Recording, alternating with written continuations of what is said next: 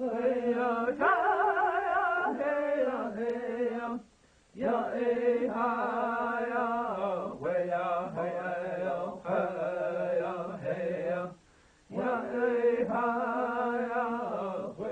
I went up the mountain, the Creator didn't ask me if I was Indian. Didn't ask me if I was white. It heard my call, and it answered my call.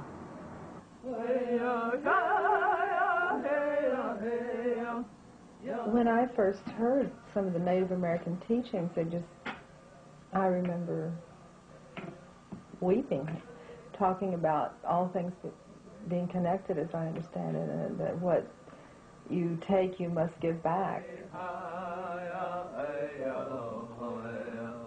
There's a lot of people out there getting involved, interested in shamanism, curious about shamanism, and so the idea was to provide some sort of base for the white culture. I can treat my products with respect. I can know who the artist is, but if someone buys it that doesn't want to use it respectfully, that's not my responsibility.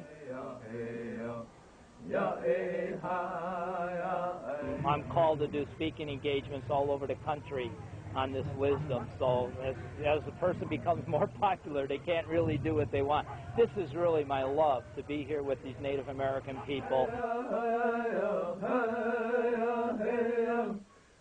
And the Church of Loving Hands is a church of natural healing in medicine ways.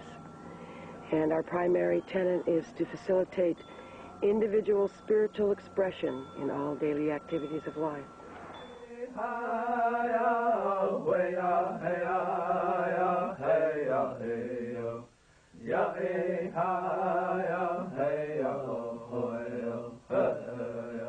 You can always tell a white person when they give the Indian name.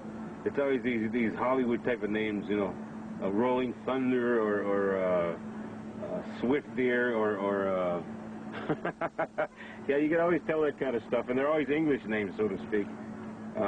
I think that's ridiculous because they don't know the reason why they have names. They don't have naming ceremonies. The name come to me when I was writing something about my grandmother.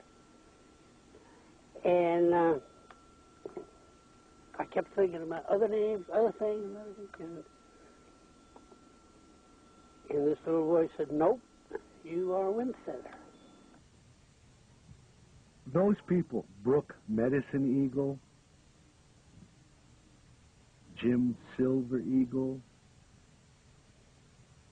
why don't they pick up a name like Bloody Guts? Something, you know, that doesn't have that ring of power and spirituality. My name is Skyhawk Oyella. My Anglo-Saxon name is Rosalind, and I'm a Métis medicine woman of Blackfoot and Ojibwa heritage. I got my name on my vision quest, and I felt firm. This is my name. I knew I heard it. It felt right. It resonated in my being, and no one can take that from me. People can mock it if they want. People can, you know, do whatever they wish with it, but I feel it in my being, and that describes who I am.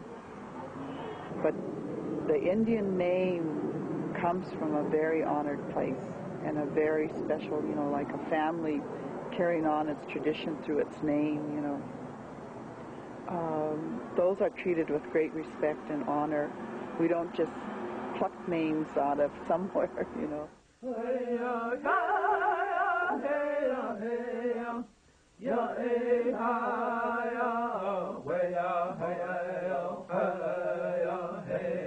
Great Spirit, hear our hearts. Let our voices express our joy and our connectedness here as one people at one fire. Ho! I was an Indian in a previous life. Well, you're white now. Yeah, these guys in the previous life, they always were kings or queens. Where I used to be the Duchess of Earl when I was... I never met a guy... You know, I worked at Standard Oil when I was in previous life. I swept up the toilet. It's always this kind of stuff. A medicine man could be viewed by his own tribe as one of the most powerful sources of inspiration, revelation, and healing. But the assumption would be if he was wearing a three-piece suit and carrying a briefcase, he probably would be dismissed by the outsiders. This is not the case within the tribe. Within the tribe, material goods often do not play a part in how we assess and treat each other and hold each other in respect. So the case of the plastic shaman, if you may, then is very close to the pretend Indian. Both operate off a list of symbols, and they are more concerned with the arrangement of these symbols and the display of these symbols than they are with the content and context behind these symbols. People keep thinking that what we do is Indian spirituality. You know, certainly the circle and the drum is a common human heritage, and yet somehow people see that as being Indian. And so I think that's a lot of what we're getting from the Center for the Spirit and J.C. Eaglesmith and other people that attack us who don't really know what we do. They haven't really experienced it. The heart of it is 3 days and nights fasting, and we do use the medicine wheel as a metaphor, but other than that, I have to tell you honestly, I don't know how Native Americans do lead Vision Quest other than stories I've heard. I haven't experienced it.